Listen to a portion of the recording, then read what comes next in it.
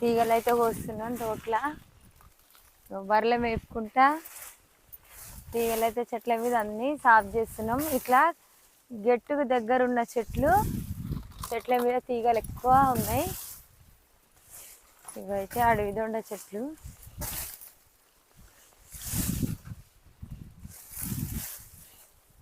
చుట్టూ మొత్తం తీగనే ఉంది చెట్టు నిండా. ఇవన్నీ అయితే సాఫ్ చేస్తున్నాం. ఈరోజు అయితే పొద్దున్నకి ఇదే పని చేయాలి. అట్లనే బర్రెలు మేపినట్టుంటుంది, తోట సాఫ్ అయినట్టు ఉంటుంది అని అయితే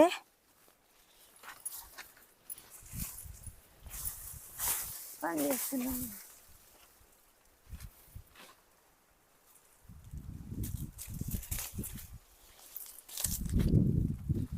దొండకాయలు, అడవి దొండకాయలు.